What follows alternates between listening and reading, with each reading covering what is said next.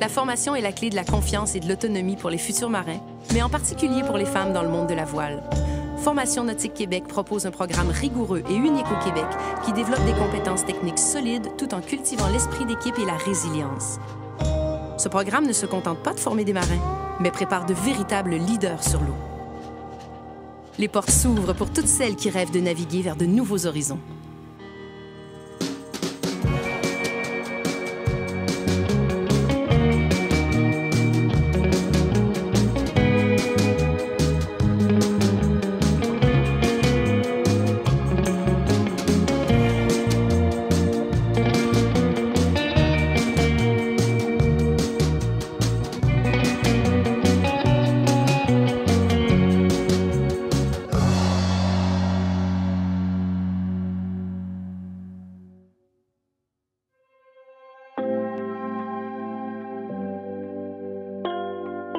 Alors, mesdames, bienvenue chez Formation Nautique Québec. Alors, vous êtes ici sur le programme de voile au féminin, qu'on est, en tant que Formation Nautique Québec, initiateur.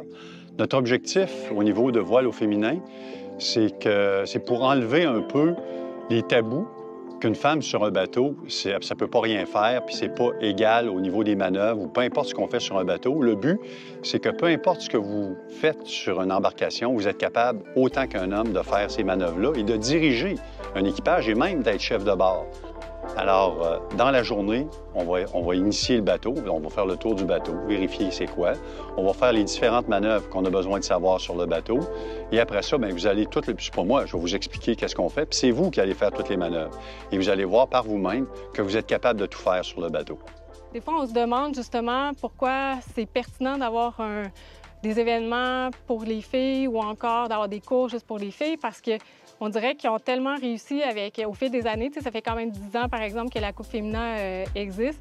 Fait que quand on est ici, on n'a plus l'impression qu'il y a un besoin parce que c'est comme implanté dans la culture ici que les hommes, les femmes, il n'y a aucune différence à bord. Il y a certaines femmes que leur façon de relever des défis puis de continuer à persévérer, c'est en voyant d'autres femmes qui le font.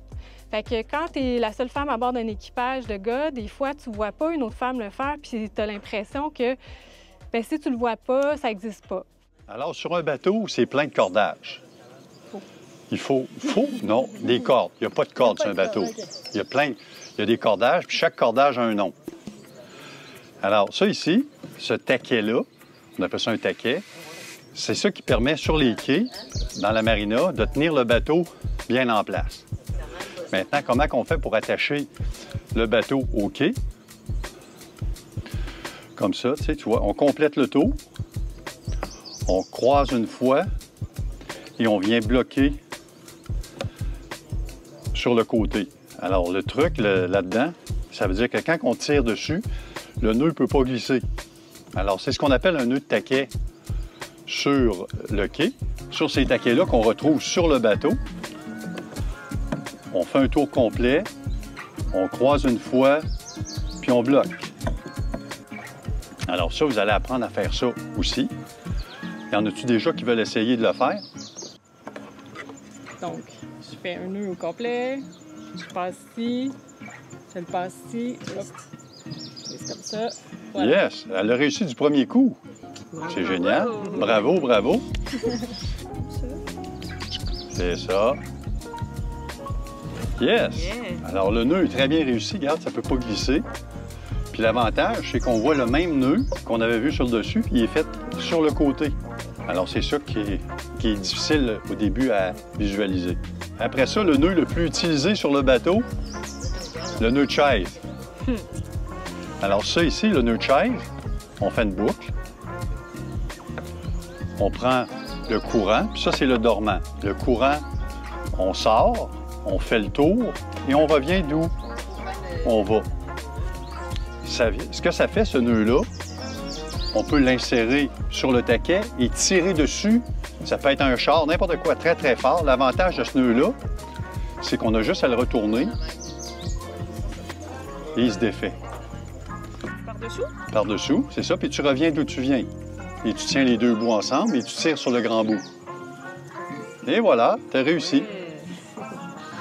Ça, c'est ce qu'on appelle un nœud de chaise.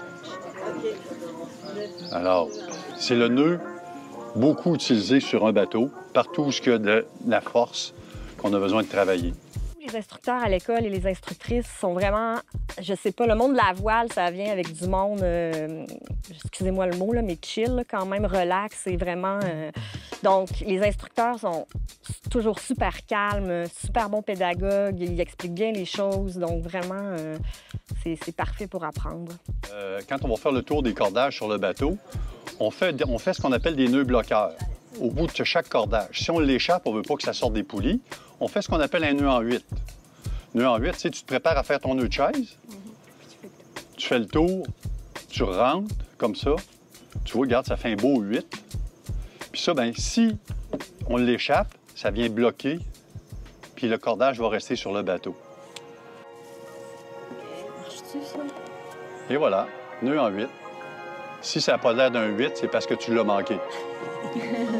C'est ça. Parfait.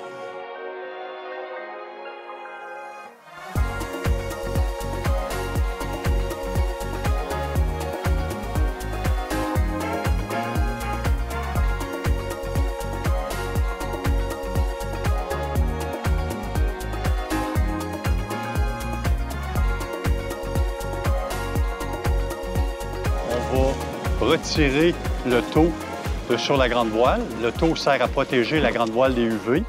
On va retirer le taux là-dessus pour être prêt à la hisser. Après ça, on va mettre le cordage qui va servir à hisser la voile, qu'on appelle la drisse de grande voile. On va la préparer. Après ça, on va préparer nos amarres pour être capable de quitter en ayant les bonnes longueurs aux bonnes places. Enlève tout ça sur la winch. Et comme par hasard, on a des aides mémoire sur les taquets. Alors, on voit ici drisse de GV. Alors, drisse de grande voile. C'est ça qui va nous permettre de monter la voile. Alors, ce que tu fais, c'est qu'on va la choquer, la laisser aller. On rouvre le taquet coinceur. Comme ça.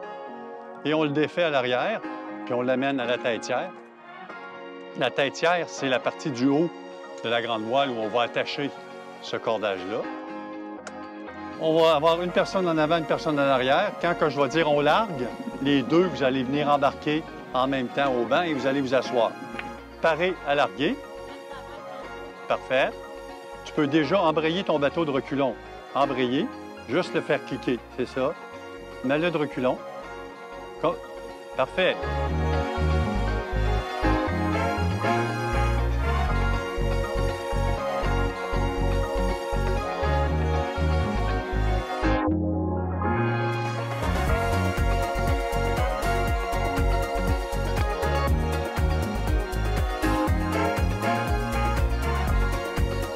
Merveilleux, tu restes dans le milieu. Le fleuve Saint-Laurent est une école exceptionnelle pour les marins grâce à ses conditions uniques. Avec peu de vent et de grosses vagues, il devient un véritable terrain d'apprentissage. Les navigateurs doivent gérer des situations complexes où chaque manœuvre doit être précise pour maintenir le cap et assurer la sécurité. Cette combinaison de défis rend l'expérience sur le Saint-Laurent particulièrement enrichissante. C'est un lieu où se forgent les compétences nécessaires pour naviguer avec habileté et assurance, préparant les marins à affronter toutes sortes de conditions sur les océans.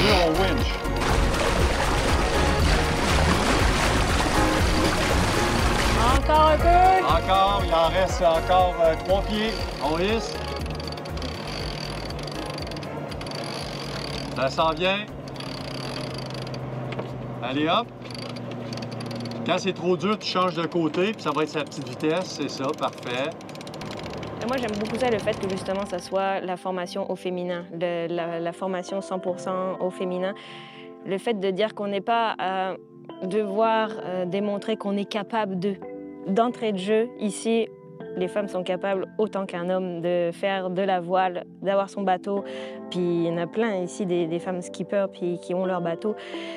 Ça, là, c'est simple le fait de se dire, c'est pas « est-ce que je suis capable de ?» Non, c'est plutôt « comment je vais y arriver et quand je vais y arriver ?» Et au final, la seule limite, ça va être toi.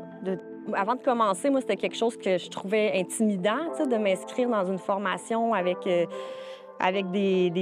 gars, des gens que tu connais pas, parce que ça te fait vraiment sortir de ta zone de confort. Alors, l'opportunité qu'ils donnent de faire avec des femmes, bien, ça l'enlève un peu ce côté intimidant-là. Comme un déchet dans l'eau, là. C'est parce qu'il y a un déchet dans l'eau. Est-ce que c'est-tu dangereux? Québec, on quitte OK. pour l'avant-midi avec 5 personnes à bord. Puis c'est ça, c'est bien parce qu'on apprend vraiment toutes les manœuvres, les étapes, le nom, le vocabulaire. Donc après ça donne confiance vraiment. Maintenant, moi, j'ai assez confiance en mes capacités, mes connaissances pour aller faire de la voile avec n'importe qui, là, donc ça donne vraiment une base solide. Le guindant, c'est bon? Ferme le taquet. Parfait, good. Encore un peu. Ferme le taquet. Puis après ça, tu le fais avec le rideux aussi, la blanche. Moi, je trouve ça vraiment... En fait, je trouve que c'est la meilleure chose pour les filles, là, sérieux. Mais les femmes, parce que souvent, ils sont intimidés par un milieu qui est plus pour les hommes.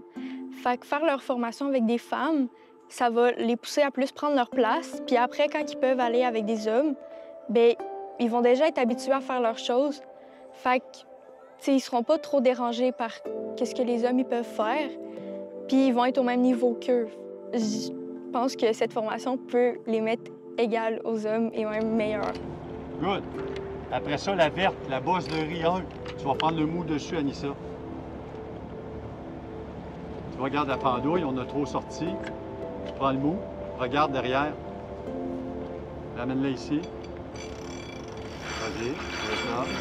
Tu ne peux pas faire ça. Tu sais, juste en mettant ta main comme ça.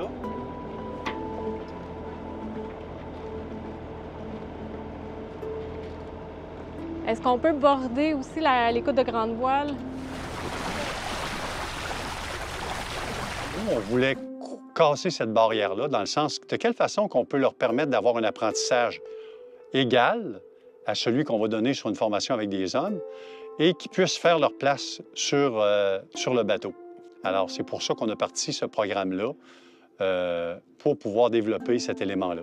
Bien oui, crois en tes rêves. Bien oui, on va t'amener là, tu sais, on va se faire un plan de formation sur mesure, puis tranquillement, pas vite, tu vas relever les étapes qui t'amènent à ton rêve, tu sais. Puis à date, c'est promesse tenue parce que vraiment, que ce soit pour l'entretien, l'hivernage, l'accostage, les manœuvres, la théorie, mais tu sais, je mettrais aussi l'emphase sur quelque chose que j'aurais pas eu si j'avais pas fait les cours comme tel avec Formation Nautique Québec. Puis c'est vraiment d'arriver à identifier les risques. Parce que parfois, quand tu te fais montrer par quelqu'un comme ça, oui, tu apprends à faire des manœuvres, oui, tu apprends à entretenir ton voilier, mais c'est quoi la sécurité à bord? Comment faire attention? Comment toujours avoir ça dans sa tête? Sont où les risques? Puis pas avoir peur du risque, mais être capable de bien calculer les risques.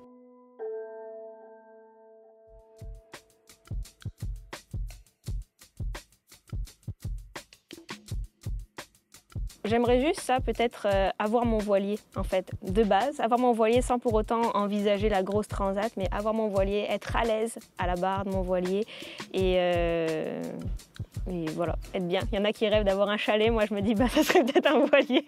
Donc c'est ça serait plus ça mon rêve à moi. C'est évident qu'ils vont me donner justement tous les outils que j'ai besoin pour être à l'aise, pour avoir la confiance de me dire, je suis assez à l'aise pour m'acheter un bateau et être à l'aise d'avoir mon propre bateau, l'entretenir, le naviguer. Tout ça, c'est sûr qu'ils vont me l'apporter.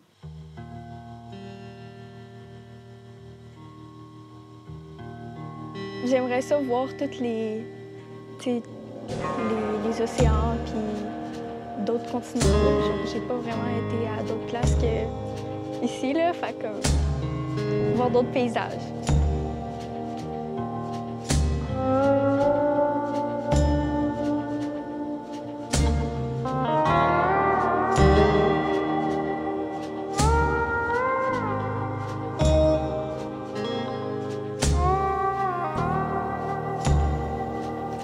La formation nautique ouvre des portes essentielles pour les femmes, offrant bien plus que des compétences techniques.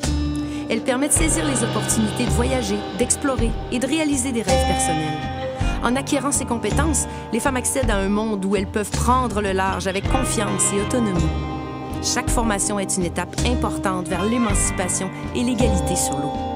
Les rêves deviennent ainsi réalité, propulsant les femmes vers de nouvelles aventures et de nouveaux défis sur les mers.